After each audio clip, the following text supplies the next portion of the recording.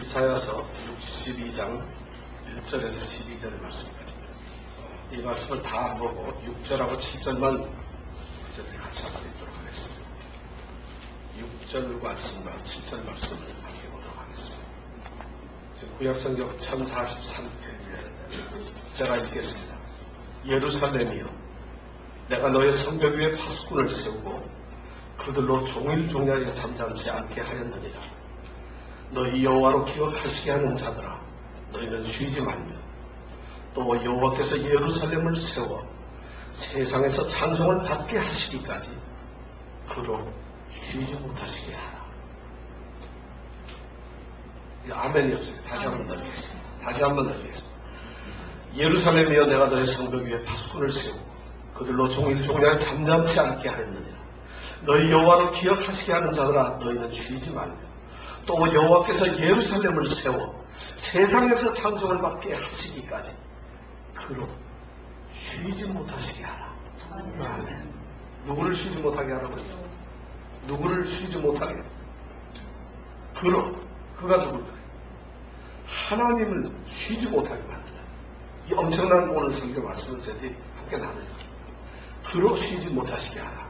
우리가 지난주까지 부흥을 이야기하면서 모세가 출애굽기에서 출애굽기 33장에서 모세가 이제 하나님께 부흥을 간청한 그 기도에 대해서 함께 생각을 했습니다. 우리가 일반적으로 구약 성경을 이야기할 때 율법과 선지서라고 이야기합니다. 또는 모세와 이사야라고 이야기합니다. 율법이라고 하는 것은 모세가 기록한 율법, 모세 오경, 창세기, 출애굽기, 레위기, 민수기, 신명기, 이걸 우리가 율법서라고 그러고 모세가 쓴 걸 우리가 율법서 오경. 그래서 율법 이러면 벌써 모세를 대표로 하게 됩니다. 그 다음에 나머지 성경들이 다 이 선지자들이 쓴 선지서들입니다. 그런데 선지자들의 대표가 바로 이사야. 그래서 이사야서를 통해서 오늘 우리가 지난번에는 부흥을 율법서를 통해서 모세를 통해서 우리가 부흥을 시작했는데, 오늘은 이제 이번 주서부터 한 4주 정도에 거쳐서 62장, 63장, 64장을 함께 생각을 하면서 선지자가 본 부흥에 대한 기도와 그 비전을 함께 나누어 보면서 이제 우리가 100일 전도대행절 이 기간 남은 35일 동안의 어떤 역사를 한번 생각을 해볼까 합니다. 사실 부흥이 필요합니다. 부흥이 절대적으로 필요합니다. 오늘날 교회를 보거나 내 자신의 신앙의 모습을 볼 때에도 우리가 부흥이 필요하다는 것을 공감합니다. 다른 사람을 볼 필요 없이 자기 자신을 보면은 자기 자신의 모습을 통해서 자기 자신의 신앙 상황과 상태를 보면서 우리는 부흥이 절대적으로 필요하다. 내가 달라져야 된다. 다시 태어나야 되고 리바이벌 해야 된다는 것을 스스로 느낄 수밖에 없습니다. 교회가 마찬가지입니다. 오늘 교회는 어떤 모습을 가지고 있는가? 그리고 그 교회는 어떤 모습으로 세상에 비춰지고 있는가? 자, 교회가 가지고 있는 교회의 모습, 그리고 그 교회가 세상에 비춰지고 있는 교회의 모습, 이것이 어떤 건가? 이런 것을 생각해 볼 때 교회는 부흥되어야 하고 부흥이 절대적으로 절실하게 요청되는 그러한 시기에 있습니다. 교회가 교회의 모습대로 과연 가고 있는 것인지, 그리고 또 교회가 가지고 있는 그 권위나 권세나 교회의 그 능력들이 세상에 그대로 인정되고 있는 것인지, 그런 것을 생각해 보면 정말 우리가 부흥을 사모해야 되고 부흥을 갈급히 원해야 되는 그런 이유가 바로 있다고 생각합니다. 오늘 이사야 선지자는 예언자로서 그 시대적 상황 속에서 그가 이사야가 처해 있던 그 시대적 상황에 대해서 지금 예언을 하고 있습니다. 이사야는 기원전 7세기경에 살았으니까 지금 우리로 말하면 한 2700년 전에 살았던 사람입니다. 이사야는 그 당시에 시대적으로 그 세상을 보면서, 그 당시 유대 땅에서 살고 있으면서 유대 나라를 보면서 두 가지 시각을 가지고 세상을 보고 있었습니다. 하나는 뭐냐면 이제 유대 나라가 갈대아 지방에서 나온 바빌론이라고 하는 나라에서 이제 처절하게 멸망을 당해서 유대 나라의 성읍인 시온과 예루살렘이 철저하게 이제 망해가지고 황폐하게 되고 침공을 당하고 그리고 점령을 당하고 모든 건물들이 무너지고 예루살렘 성전에 있는 집기들이 다 뺏기게 되고 그리고 사람들이 포로로 붙잡혀가서 바빌론 땅으로 갈대아우르 땅으로 갈대아 땅으로 끌려갔다는 그런 시대적인 암울한 상황을 예언하고 보고 있습니다. 지금 그런 상황을 보고 있는 것입니다. 이사야가. 그러니까 처참한 그 삶의 자리, 그러한 환경을 보고 있는 그 이사야가 또 다른 한 면을 무엇을 보느냐면 이제 예루살렘과 시온이 회복되고 그 영광을 다시 찾고 하나님께서 함께 하시는 놀라운 회복, 부흥의 역사를 그러한 장면을 꿈꾸면서 이사야는 이 이사야서를 쓰고 있습니다. 그래서 오늘 우리는 그 두 가지 측면의 마음을 가지고 있으면서 황폐화된 현실을 보면서 이사야의 그 심정을 우리가 한번 느껴보고 그리고 다시 회복되고 세워지는 하나님의 거룩한 도성 시온과 예루살렘을 보면서 그 보고 있는 선지자의 마음을 한번 쫓아가면서 오늘 현실에서 세워져야 할 교회의 모습, 그러한 사명의식을 한번 다시 깨우쳐보는 귀한 시간이 되었으면 좋겠습니다. 시온과 예루살렘이 지금 처참하게 황폐하게 되었습니다. 이사야 선지자가 그 모습을 보고 있습니다. 이제 그런 것이 이사야의 마음을 흔들고 있습니다. 그는 너무 아픈 가운데 있습니다. 이 시온과 예루살렘이라고 하는 말은 오늘날로 말하는 교회입니다. 바로 교회의 처참한 모습을 이 이사야는 보고 있다는 것입니다. 이런 상황 속에서 이사야가 그 백성들을 향해서 이제 시온과 예루살렘에서 살다가 끌려간 그 포로들 그리고 그 터에 남아있는 그 사람들을 향해서 그가 무슨 말을 할 수 있었겠느냐는 것이죠.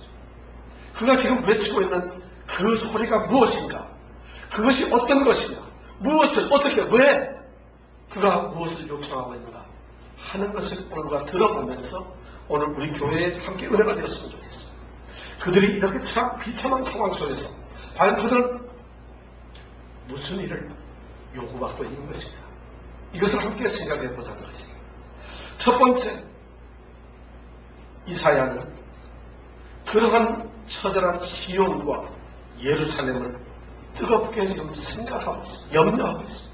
상상하고 있고 그 시온과 예루살렘에 대한 열정과 그리고 거기에 대한 각성과 예루살렘, 시온에 대한 그의 끊임없는 덮을 수 없는, 막을 수 없는 그런 관심을 그는 보여주고 있다는 것입니다. 첫 번째가 뭐냐면 예루살렘과 시온에 대한 열정을 가져가는 것입니다. 오늘 성경 말씀 62장 1절에서부터 우리가 12절 다 함께 생각할 텐데 62장 1절에 보면은 이런 말이 나옵니다. 나는 시온의 구원과 빛같이 예루살렘의 구원이 횃불같이 나타나도록 시온을 위하여 잠잠하지 아니하며 예루살렘을 위하여 쉬지 아니할 것인지, 이런 말을 하고 있습니다. 시온을 위하여 잠잠하지 아니하며 예루살렘을 위하여 쉬지 않겠다고 이 이사야 선지자는 이야기하고 있습니다. 이사야 선지자의 마음속에, 머릿속에 지금 들어있는 것은 뭐냐면 시온이고 예루살렘입니다. 그는 시온을 위하여, 예루살렘을 위하여, 시온 때문에, 예루살렘 때문에 그는 가만히 있을 수가 없다는, 잠잠할 수가 없다는, 조용히 있을 수가 없고 입을 다물 수가 없다는 그의 가슴을 토로하고 있습니다. 시온이 뭡니까? 하나님의 도성입니다. 거룩한 다윗 왕이 이제 그의 나라 유대 왕국을 세우고 그 왕국의 수도가 바로 시온성 아닙니까? 시온이란 바로 다름 아닌 하나님의 성이며 하나님의 나라 왕국의 그런 의미를 가지고 있는 그런 시온입니다. 이 이사야는 바로 그 시온을 생각하고 있다는 것입니다. 하나님의 나라, 하나님의 왕국, 하나님의 도성을 생각하고 있습니다. 예루살렘은 우리가 잘 아는 대로 솔로몬 왕이 성전을 세운 귀한 성입니다. 하나님의 나라에 하나님의 왕국이, 하나님이 거하시는 처소며 하나님의 성전이 있었던 곳, 그것이 바로 예루살렘 성입니다. 지금 이사야가 생각하고 있는 것은 무엇을 생각하고 있느냐? 시온이 무엇이냐, 예루살렘이 무엇이냐 하는 것을 생각하고 있다는 것입니다. 시온의 의미가 이사야에게 어떻게 다가오고 있고 예루살렘이 이사야에게는 어떤 의미로 다가오고 있는가, 그것을 느끼면서 이사야는 그 시온 때문에, 그 예루살렘 때문에 가만히 있을 수가 없다는 그의 감정을, 그의 심정을 지금 토로하고 있습니다. 시온, 예루살렘, 그건 바로 오늘날의 교회입니다. 바로 교회를 생각하면서 이 이사야 선지자는 그 마음을 가눌 수가 없다는 것입니다. 그러면서 이사야 선지자는 바로 오늘 우리에게 이야기하기를 당신들은 교회를 위해서 어떤 생각을 가지고 있느냐, 이 말씀을 우리에게 던져내고 있습니다. 교회의 기본적인 참된 의미, 교회가 가지고 있는 본래적인 그 의미를 안다고 한다면 그것을 알고 있는 우리는 그 교회에 대한 어떤 열정을 가지고 있어야 하는가 하는 것을 우리에게 촉구하고 있다는 것입니다. 시온의 의미를 알고 예루살렘의 뜻을 알고 있는, 그래서 그것이 그 영광, 그 모든 것을 다 알고 있는 이사야가 그것 때문에 이제 가만히 있을 수 없이 잠잠할 수 없었던 그 마음이 있었다고 한다면 오늘 교회를 향해서 교회가 본래 어떤 의미를 가지고 있고 물과 피와 성령으로 세우신 하나님의 교회, 이제 십자가의 보혈에 의해서 그들이 구원받은 백성들을 불러 모아 세워놓은 그 교회의 의미를 안다면, 그리고 초대교회의 세상을 흔들 만큼 그리고 모든 사람들에게 구원의 영광의 빛을 비추었던 그 교회의 의미를, 그 영광을 안다고 한다면 그 의미를 아는 사람들이 교회에 대해서 어떤 생각을 해야 되느냐. 시온을 위하여 잠잠하지 아니하며 예루살렘을 위하여 쉬지 아니할 것입니다. 이것이 1절에 있는 말씀입니다. 바로 그런 마음을 가지고 있다는 것입니다. 그러면서 이사야 선지자는 이제 그 시온과 예루살렘에 처한 비참한 상황을 그가 눈으로 목도하고 있습니다. 이사야 선지자는 황폐해지고 아무것도 없어지고 이제 차풀들이 무성해지고 다니는 거민들이 없어지고 그래서 완전히 폐허가 된 예루살렘과 시온을 바라보면서 그의 마음은 통분을 금할 수가 없었습니다. 그가 처하는 시온, 그가 보고 있는 예루살렘은 정말 비참한 그 자체였습니다. 그가 표현하기를 오늘 4절을 보니까 다시는 너를 버리운 자라 칭하지 아니야. 버리운 자, 바로 예루살렘은 시온은 버리운 자처럼 되고 있습니다. 그 다음에 다시는 내 땅을 황무지라 칭하지 아니하고 황무지가 되었고, 이제 예루살렘과 시온은 버리운 자가 되었고 황무지가 되었어요. 처참하게 아무것도 살 수 없는 그런 황폐한 하나님의 도성이고 하나님의 집이 되었다는 것이에요. 그것을 보고 마음이 아파요. 8절에 보니까 내가 다시는 내 곡식을 내 원수들에게 짓물러 주지 않겠다, 이런 말이 나옵니다. 내가 다시는, 그리고 너의 수고한 포도주를 이방인들이 마시지 못하게 하겠다, 이런 말입니다. 다시 말씀드리면 지금 예루살렘에서 경작되고 예루살렘에서 자라나는 곡식들이 하나님의 귀한 백성들이 먹어야 되는 것인데 그것을 원수들이 지금 자기들의 식물로 삼고 있다는 것입니다. 그들이 거두어낸 포도주를 이방인들이 와서 즐겁게 먹으면서 그들이 기쁨을 가지고 있다는 것입니다. 이것이 바로 예루살렘의 모습이고 시온 중의 모습이라고 지금 보고 있다는 것입니다. 지금 그렇게 처참한 모습, 버려진 자가 되고 황무지가 되고 모든 것이 약탈당하고 빼앗긴 그런 처참한 상황에 있는 시온과 예루살렘을 이 이사야 선지자가 보고 있습니다. 그러면서 그는 잠잠히 있을 수 없다고 이야기를 하고 있습니다. 그것을 보면서 그는 가만히 있을 수가 없다고 이야기하고 있습니다. 오늘 우리가 교회 모습을 보면서 똑같이 이런 이사야의 심정을 가질 수가 있었는지, 우리 교회가 지금 뜨겁게 교회를 사랑하면서 100일 전도대행진을 하고 있습니다. 교회에 남다른 열정을 가지고 있습니다. 교회에 관심을 가지고 기도를 하고 있습니다. 교회의 모습을 이사야 선지자는 우리들더러 보라고 이야기를 하고 있습니다. 우리의 교회 환경을 보라고 하고 있습니다. 교회의 가장 중요한 첫 번째, 국민 첫 번째가 바로 뭐냐면 이사야 선지자가 바로 가지고 있는 이러한 열정입니다. 교회에 대한 관심이고 교회에 대한 열정입니다.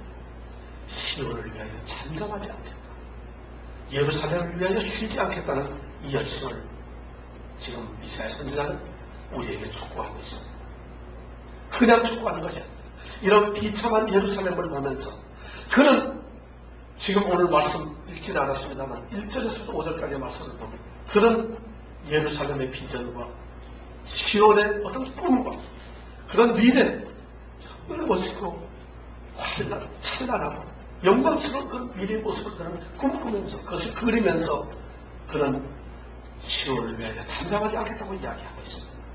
지금 이사야가 보고 있는 예루살렘, 시온의 그 비전이 뭔지 아세요? 1절에 보니까 나는 시온의 공의가 빛같이 예루살렘의 구원이 횃불처럼 나타나도록 시온을 위하여 잠잠하지 않고 예루살렘을 위하여 쉬지 않겠다고 이런 말이에요. 바로 시온의 고기가 빛같이 환하게 비치기도 예루살렘의 구원이 횃불처럼 타오르는 그런 비전을 가지고 있습니다. 지금 교회가 시온과 예루살렘이 횃불처럼 환한 빛을 내면서 이제 구원의 영광을 위해서 타오르는 그러한 비전을 지금 이사야는 꿈을 꾸고 있다는 것입니다. 그러면서 이전에 그가 뭐냐면 열방이 내 공의를, 열방이 다 내 영광을 볼 것이요, 온 세상이 교회의 영광과 교회 구원의 환한 그 횃불의 타오름을 보기를 원하는 그런 비전을 꾸고 있는 것입니다. 그뿐만이 아닙니다. 그가 지금 꿈꾸고 있는 또 다른 비전은 무엇이냐면 또 다른 비전이 있습니다. 바로 2절에 보니까 너는 여호와의 입으로 정하신 새 이름으로 일컬음이 될 것이며, 이런 말이에요. 여호와의 입으로, 여호와께서 친히 말씀하시기를 이제 새롭게 세워진 시온과 예루살렘에서 그들이 새로운 이름으로 불리우게 될 것입니다. 새 이름. 자, 이제 황폐한 이 땅에서 그들을 불러모아놓고 이제 그들이 다시 회복되었을 때 여호와의 입으로 분명하게 여호와께서는 당신의 입으로 이 사람들을 새 이름을 주셨다. 그리스도의 성도라는 놀라운 이름을 우리에게 주셨다. 하나님의 백성이라는 이름을, 새 이름을 주시겠다. 너는 여호와의 입으로 정하신 새 이름으로 일컬음이 될 것이다. 우리의 새로운 정체성이 이제 있다는 것을, 그런 비전을 가지라고 지금 이사야 선지자가 말하고 있습니다. 그러면서 다시 3절에는 또 이야기합니다. 너는 또 여호와의 손에 아름다운 면류관, 내 하나님의 손에 왕관이 될 것이다. 면류관, 우리가 왕관이 된다는 거예요. 우리의 교회의 영광이 찾아진다는 것입니다. 여호와의 손에는 아름다운 그 면류관, 여호와의 손에는 그 왕관이 바로 예루살렘이 되고 시온 되는 것입니다. 교회가 될 것이라고, 새 이름으로 불리우는 성도들이 바로 여호와의 손에 있는 면류관과 왕관이 될 것이라고 이야기하고 있습니다. 이것이 이사야가 보고 있는 또 다른 교회의 비전입니다. 그러면서 4절에 그런 이사야는 다시 얘기합니다. 다시는 너를 버리운 자라 칭하지 아니하며, 다시는 내 땅을 황무지라 칭하지 아니하며, 오직 너를 헵시바라 하며 내 땅을 뷰라 하니, 너는 이는 여호와께서 너를 기뻐하실 것이며 내 땅이 결혼한 바가 될 것이다. 이런 이야기를 합니다. 바로 뭐냐면 이제는 다시는 우리가 버려온 자가 되었지만 다시는 버린 자가 되지 않는다는 것입니다. 그리고 우리의 땅이 황무지가 되었지만 다시는 황무지가 되지 않고 하나님께서 선포하시기를 너는 헵시바, 너는 뷰라, 이런 말로 불리우게 한다. 헵시바라는 말이 무슨 뜻입니까? 기쁨이 너에게 있다. 다 기쁨이 된다. 여호와 하나님의 기쁨이 된다. 시온성, 이제 예루살렘 성은 하나님의 기쁨이 된다. 그러면서 다시 그 성을 이야기하기를 너는 뷰라라. 뷰라고 결혼한 사람, 친구라. 나는 너와 결혼하고 하나님께서는 이제 예루살렘과 시온성을 가르쳐 나의 사랑하는 신부로, 내가 사랑 나와 함께한 그러한 모성으로 만들어주시겠다. 바로 교회를 그러한 하나님의 기쁨이 머무르고 하나님이 함께 하시는 교회로 해주시겠다. 그렇게 해서 5절 마지막에 있는 말씀처럼 내 하나님이 너를 기뻐하시고 하나님이 우리를 기뻐하시다. 이런 비전을 가지고 이사야 선지자는 바로 이 시온성 예루살렘성에 대한 그 열정을 식힐 수가 없었어요. 오늘 첫 번째 이 말씀이 1절에서부터 5절까지의 말씀이 바로 우리에게 요구하는 것이 교회를 향한 열정, 식지 않는 열정을 가지라고 이렇게 요구하고 있습니다. 부흥의 첫 번째는 다름 아닌 이 열정입니다. 비전을 가지고 있는 열정입니다. 현실을 보고 있는 열정입니다. 교회의 순간 영광을 보고 있는 열정을 가지고 있어야 된다는 것입니다. 우리 교회가 바로 그런 열정의 주인공들만 모여있는 열정의 비전을 갖는 그런 성도들이 되었으면 좋겠습니다. 그러면서 이 이사야 선지자는 두 번째로 다시 이야기하기를 우리가 바로 기도의 사람이 되기를 원하고 있습니다. 교회를 위해서 기도의 사람들이 되기를 원하고 있습니다. 그것이 바로 6절에서부터 9절까지 말씀입니다. 오늘 6절 읽은 말씀, 예루살렘이여 내가 너희 성벽 위에 파수꾼을 세우고 그들로 종일 종야에 잠잠치 않게 하였느니라. 너희 여호와로 기억하시게 하는 자들아 너희는 쉬지 말며, 너희는 쉬지 말며, 너희 여호와로 기억하시게 하는 자들아 너희는 쉬지 말며, 또 여호와께서 예루살렘을 세워 세상에서 찬송을 받게 하시기까지 그로 쉬지 못하시게 하라. 그로 쉬지 못하시게 하라. 이것이 뭐냐면 너희 여호와로 기억하시게 하는 자다. 이 말이 무슨 말이냐면 바로 기도의 사람이다. 너희 성벽 위에 파수꾼을 세우고 그들로 종일종일 잠잠치 않게 하시겠다. 바로 우리에게 요청하시는 하나님의 명령은 바로 이사야가 우리에게 요구하고 있는 것은 우리로 하여금 교회를 향한 파수꾼들이 되는 것입니다. 교회에 대해서 파수꾼이 되는 것입니다. 파수꾼이 뭐하는 사람입니까? 성벽에서 위험과 공격과 그들을 위협하고 그들에게 다가오면서 그들을 이제 무찌르려고 그들에게 위협을 가하며 그들을 무너뜨리려고 다가오는 원수들을 바라보고 그들을 발견해내고 그들을 알려주는 그런 역할을 하는 것이 바로 파수꾼입니다. 우리를 교회의 파수꾼으로 세운다. 교회에 어떤 위기가 있습니까? 교회에 어떤 문제가 있습니까? 교회에 어떤 어려움이 당할 수가 있습니까? 그것을 우리가 믿음의 눈으로 깨어있어서 기도하면서 그것을 보라는 얘기예요. 그런 것을 바로 우리 보고 하라는 얘기예요. 그뿐만 아니라 이 파수꾼들은 또 어떤 일을 하냐면 그러한 교회의 암울한 현실 속에서 외부로부터 어디에 구원이 오는가, 어디에 도움이 오는가, 어떤 원군이 다가오는가 그것을 보고 또한 선에 알려주라는 것입니다. 이것이 파수꾼의 역할입니다. 교회를 위해서, 교회를 세우기 위해서 교회에 어떤 큰 힘들이 돌아올 것이다를 우리 보고 보라는 것입니다. 이런 파수꾼들이 우리 보고 되라는 것입니다. 그런데 이 파수꾼은 어디 있느냐? 내가 너희 성벽 위에서 내가 너희 성벽 위에 파수꾼을 세우겠다. 파수꾼은 집안에 있는 것이 아니라 성벽 위에 세우죠.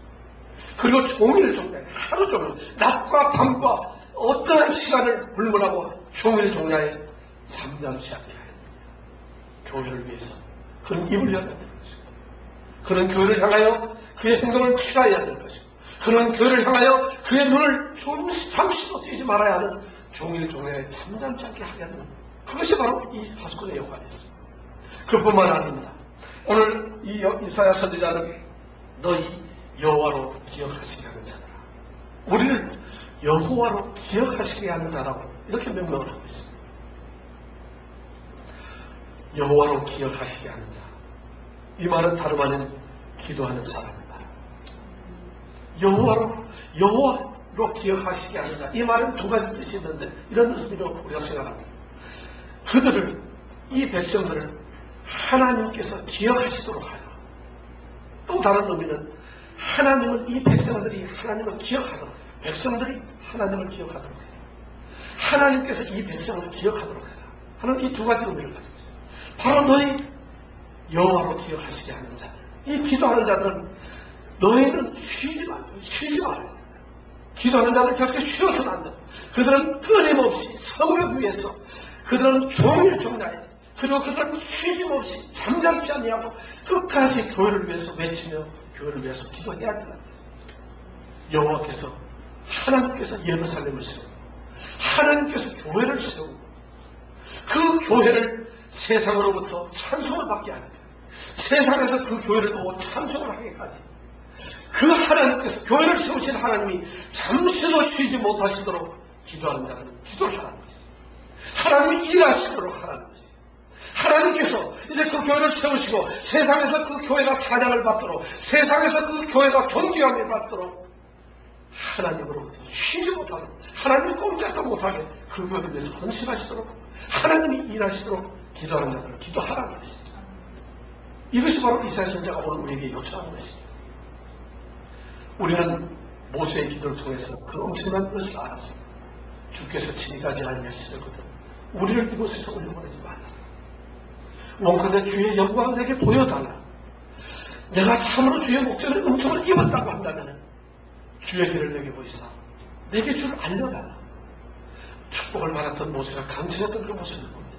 오늘 이사야 선지자는 다시 우리들의 기도를 합니다. 우리들의 요청을 합니다. 여호와로 하여금 하나님으로 하여금 쉬지 못하시게 하라.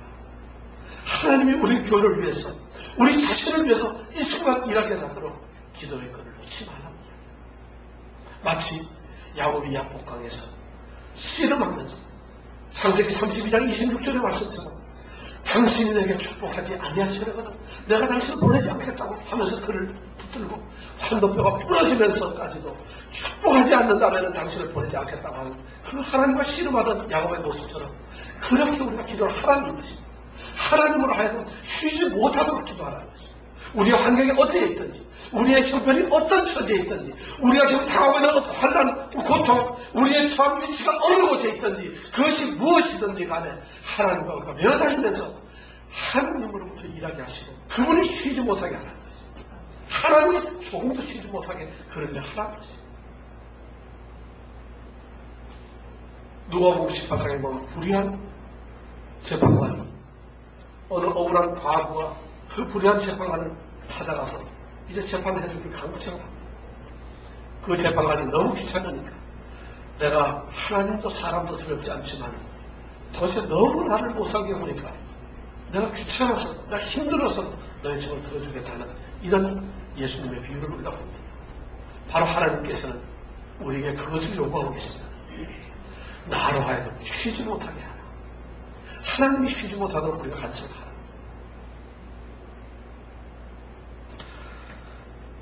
이런 기도를 과연 우리가 할 수 있을지 모르겠습니다.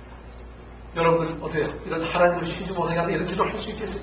하나님 우리 가게를 위해서 일하도록 쉬지 못하게 그렇게 기도를 할 수 있겠습니까? 우리 자녀들을 위해서 하나님이 쉬지 못하도록 기도할 수 있겠습니까? 우리 식구들을 위해서 하나님이 쉬지 못하도록 그렇게 기도를 할 수 있겠습니까? 이것이 바로 쉬지 않고 기도해야 되는 기도라는 것이 그렇게. 왜냐하면 하나님이 일할 수 있는 것은, 하나님이 움직일 수 있는 것은, 하나님을 우리가 움직일 수 있는 것은 유일한 기도밖에 없다는 것입니다. 기도의 위대한 힘이 바로 그런 것이다. 바로 이 기도를 하라는 것입니다. 기도는 반드시 이루어집니다. 그래서 기도의 사람이 되라고 하는 것입니다. 우리가 잘 아는, 우리가 이런 이야기죠. 메이 부인이라고 하는, 메이 램케라는 어떤 여인이 하나 있었는데, 이 여인의 그 사랑과 기도의 기적이라는 그런 이야기가 있습니다.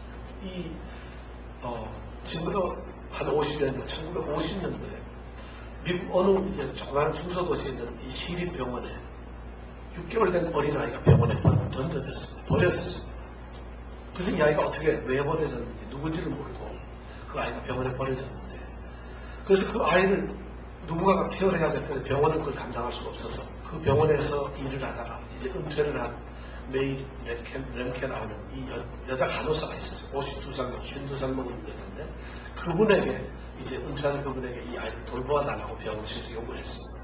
그래서 그 보내진 6개월짜리 아이가 이제 메이라고 하는 그 부인 손에서 자라게 됩니다. 그런데 이 부인이 그 아이를 맡고 보니까 이 레슬레라고 하는 이 여자아이인데 이 아이가 소아마비에다가 소경이에요. 그런데다가 이 뇌성마비에 걸려가지고 정신박약아예요. 그러니까 거의 뭐 식물인간 같은 아이인데 누군가가 이 6개월 된 아이를 병원에다 버려놨다. 맞고 보니까 그런 아이를 얼마나 답답했는지 모르겠죠. 그런데 그러다 보니까 맞긴 맡았는데 그걸 키워야 되는데 그를 이제 그 아이를 이제 키웁니다. 그래서 젖을 빠르게 내고 먹을 것도 주는데 이 아이가 뇌성마비 걸리고 몸이 마음대로 움직이지 않고 먹는 것도 제대로 먹고 젖꼭지조차도 빨지를 못하는 거예요. 그래서 떠놓고 하면서 이 아이를 키웁니다. 그러니까 말만 키우는 것이지 꼼짝도 못하는 그런 아이입니다.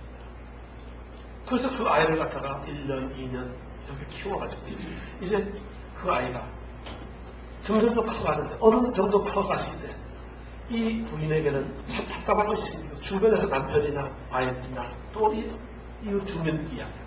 그 아이를 키워서 어떤 소망이 됩니다. 움직이지도 못하고 말도 못하고 꼼짝을 못하는 그 뇌성마비, 소아마비, 소경인 그 아이를 왜 키우느냐. 그런데 이제 그럴 때마다 이 메이 부인은 하나님께 기도합니다. 이 아이가 내게 주어진 것이 하나님의 귀한 뜻인 줄 믿습니다. 이곳에 하나님의 놀라운 역사가 있고 하나님이 무언가 나에게 어떤 사명을 주시는 것이 아닌가 저는 생각합니다. 만약 그것이 무엇인지 내가 알 수가 있다면, 내가 그 사명이 나에게 이루어질 수만 있다면, 이 아이를 통해서 하나님이 하시고자 하는 일이 무엇인지 하나님이 하실 수만 있다면 저는 죽을 때까지 이 아이를 키우겠습니다. 이 아이를 돌보겠습니다. 그리고 이 아이를 잘 키우도록 하겠습니다. 이런 이야기를 하면서 그 식물인간 아이를 끝까지 키웁니다. 그러면서 그 아이에게 잘 키우기 위해서 혹시 깨어날까봐 음악을 들려줍니다. 노래를 틀어주고 악기를 연주를 시켜주고 해서 자꾸 합니다. 그리고 방 안에다가 악기를 잔뜩 갖다 놓고 아무것도 모르는 아이한테 그럽니다.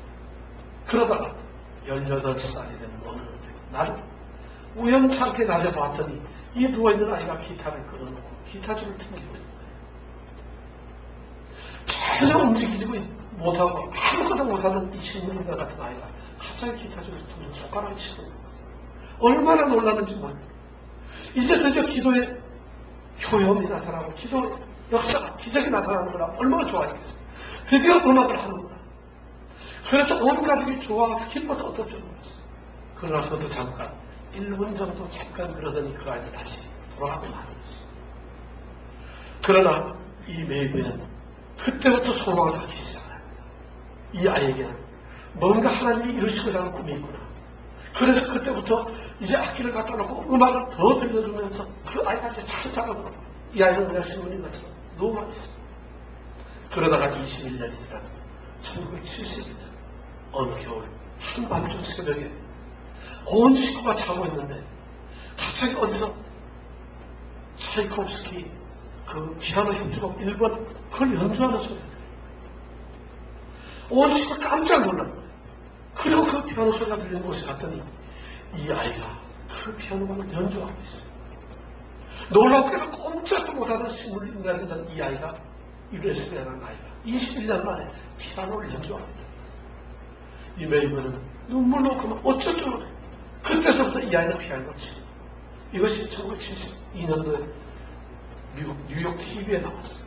신문에 나와서 그 당시에 메이 부인의 사랑과 기도의 기적이라고 하는 대서 특별된 그런 기사. 기도의 힘, 사랑의 열정의 힘은 이렇게 세상을 바꾸어 놓을 수가 있어요.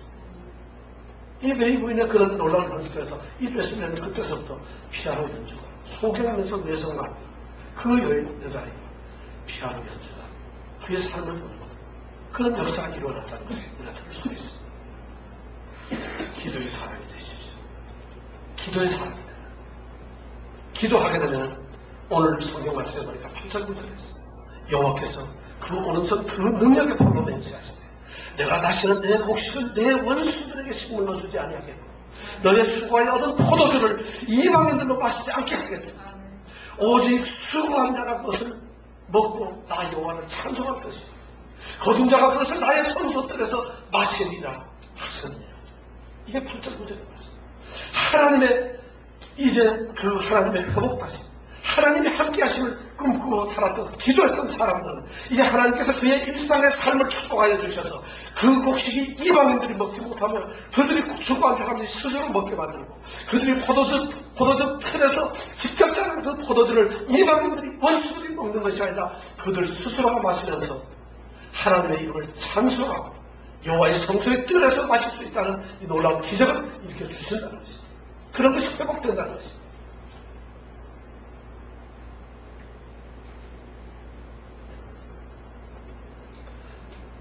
이사야 선지자는 바로 이 교회를 생각하면서 첫 번째 열정을 가져라. 교회를 향한 뜨거운 관심을 가져라. 그리고 그 교회를 향해서 쉬지 말고 기도해라. 그렇게 이야기하고 있습니다. 그런데 더 중요한 것은 이제 10절부터 마지막 12절까지 나오는 중요한 말이 있습니다. 바로 교회를 향한 이제 실질적인 실천과 행동과 교회를 향해서 헌신적으로 내 몸을 움직여서 교회를 헌신하라고 이런 얘기를 합니다. 이 9절의 말씀 속에 한번 보세요. 이제 이사야 선지자가 시온을 위하여 잠잠하지 아니하며 예루살렘을 위하여 쉬지 않겠다고 하더니 너희 여호와로 기억하시게 하는 자들아 너희는 쉬지 말며 여호와께서 예루살렘을 세우시고 세상에서 찬송을 받게 하시기까지 여호와로 쉬지 못하시게 하라고 하던 이 예사야 선지자께서 이제 9절에서 다시 말씀하기를 뭐라고 얘기하죠? 성문으로 나아가라. 이게 9절 말씀입니다. 그렇게 말씀하던 이사야가 성문으로 나아가라. 누구? 우리 보면 너희들은 이런 말이 없지만 성문으로 나아가라. 백성의 길을 예비하라. 대로를 수축하고 수축하라.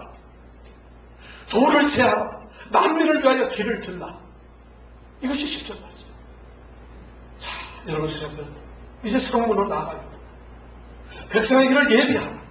대로를 만들어라. 하이웨이를 뚫라. 그리고 돌을 제하라. 모든 장애물을 버리라는 거지. 그리고는 만민을 위해서 이제 구원의 깃발을 들어라.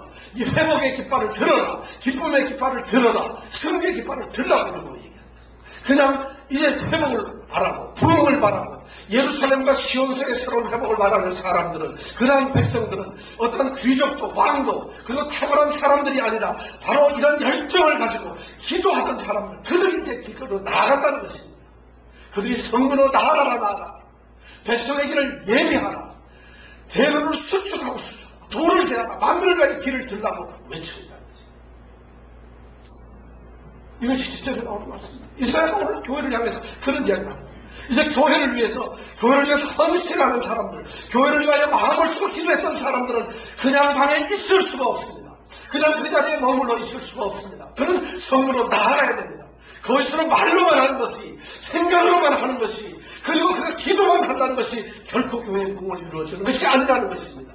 시온과 예루살렘이 회복되는 것은 성문으로 나아가는 것입니다. 백성의 길을 예비하라는 것이고, 대로를 직접 닦고 수축하라는 것입니다. 그리고 방해물이 있다면, 장애물이 있다면 그것을 돌을 제거하라는 것입니다. 그리고 깃발을 높이 들라는 것입니다. 그럴 때 여호와께서 선포하십니다. 11절에 또 여호와께서 땅끝까지 반포하십니다. 너희는 날 시온에게 이르라. 내 구원이, 보라 내 구원이 임하느니라. 보라 상급이 너에게 있고 보응이 너의 앞에 있느니라 하셨느니라. 이것이 무슨 말이에요? 이제 드디어 그렇게 하면서 여호와께서 선포하시며 우리들로 시온을 향해서, 이제 세상을 향해서, 예루살렘을 향해서 우리의 입을 열어서 선포하기를 바라고 있습니다. 구원이 임하였다. 상급과 보응이 우리 앞에 있다고 이제 이야기합니다. 이제 예루살렘을 회복되고 시온성은 다시 세워지며 하나님의 교회는 우뚝 솟게 될 것입니다. 그래서 하나님의 교회는 이제 대로가 뚫리게 되고 모든 장애물이 없어지게 될 것입니다. 백성들을 위한 길이 세워지며 성문은 활짝 열리게 될 것이고 만민을 위해서 구원의 깃발은 높이 세워질 것입니다. 그 일을 우리 보고 하나님, 그렇게 할 때 마지막 12절 이사야 선지자가 얘기하기를 사람들이 너를 일컬어 거룩한 백성이다. 사람들이 너를 일컬어 거룩한 백성이다. 여호와의 구속하신 자라 하겠고 또 너를 일컬어 찾은바된 자여 버리지 아니한 성읍이라 하리라. 자, 우리는 그렇게 되었을 때 우리의 모습은, 우리는 거룩한 백성이 될 것입니다. 사람들은 세상에서 이제 찬송을 받기까지 하시, 찬송을 받을 수밖에 없어요. 찬송을 받게 하시기까지 이제 여호와께서 쉬지 않고 일을 하시는데, 그 찬송을 받는 것이 뭐냐면 세상, 교회가 그런 모습으로 활짝 문을 열었고 그런 모습으로 회복되었을 때 세상은 우리를 보고 저 사람들은 거룩한 백성, 저 사람들은 여호와의 구속하신 자가 되고, 이런 이야기를 듣게 될 것입니다. 이사야 선지자는 바로 그런 비전과 그런 영화로운 그런 회복을 바라보면서 예루살렘과 시온의 부흥을 꿈꾸고 있습니다. 그것을 우리도 호소하고 있습니다. 오늘 우리 교회가 그러한 도전에, 그러한 호소에 직면하시기를 원합니다. 교회 생활, 신앙 생활이 얼마나 되느냐가 중요한 것이 아닙니다. 목사나 장로나 집사 이런 것이 중요한 것이 아닙니다. 예루살렘을 위해서 간절한 뜨거운 열성을 가진 사람들이, 쉬지 않고 기도하는 사람들이 성문으로 나아가고 만을 위하여 길을 들 때 예루살렘 교회는 세워지는 것입니다. 귀한 우리 예수 생명교회는 세워지는 것입니다. 구경꾼이 되지 말고 방관자가 되지 말고 마음만 가는 것이 아니라 이제 참으로 시온의 대로를 뚫어내고 그 교회를 세우는 사람, 그것이 바로 예수 생명교회를 세우는 사람들일 거고 하나님의 교회를 세우는 사람들이 될 것입니다. 저는 우리 모든 성도들이 바로 그러한 사람이 되기를 원합니다. 이사야 선지자가 바로 그것을 우리에게 요구합니다. 바로 그것을 우리에게 말하고 있습니다. 이제 교회의 공의가 예루살렘에 이제 구원의 횃불이 환하게 밝혀지도록 이제부터 우리가 잠잠하지 마십시오. 머물러 있지 마십시오. 가만히 있지 마십시오. 이제 참으로 예수님께서, 아비 하나님께서 이제 예루살렘 교회를 세우시고 예수 생명교회를 세우시고 이제 세상으로부터, 세상에서 찬송을 받게 하시기까지 그 하나님께서 이 교회를 향하여, 예수 생명교회를 향하여 쉬지 못하시도록 기도하며 선물을 나아가는 그런 성도들이 되시기를 원합니다. 이러한 은혜가, 이러한 열정이 회복되는 귀한 그러한 성도들이 되시기를 원합니다. 함께 기도하시겠습니다. 이사야 선지자의 말씀처럼 교회의 공의가 빛같이 빛나도록, 교회의 구원의 횃불이 활활히 타오르도록 너희는 잠잠하지 말고 관심과 열정을 가져라. 너는 쉬지 말고 기도하라. 그리고 너는 성문으로 나가 교회를 세워라. 이렇게 명령하고 있음을 오늘 우리가 봅니다. 그래서 하나님께서 교회를 세우시고 세상에서 찬송을 받게 하시기까지 그 하나님께서 쉬지 못하시도록 그 하나님이 열심히 일하시도록 우리를 축복하고 있습니다. 하나님 교회를 위하여 일하시옵소서. 우리의 구원자이시고 우리의 피난처이시고 우리의 산성이시고 우리의 능력이신 하나님, 그 하나님이 우리 교회를 위해 일하여 주시옵소서. 일하시옵소서. 그 하나님을 위해서, 그 하나님의 일하시는 계획을 위해서 기도하며 잠잠하지 않고 입을 여는, 그래서 우리 몸을 던져내는 그러한 성도들이 우리가 되게 하여 주시옵소서. 이제 교회를 세우며 교회의 기초를 놓으며 교회를 위해서 헌신되는 귀한 헌신자들이 우리가 되게 하여 주시옵소서. 예수님 이름으로 기도드렸습니다. 아멘.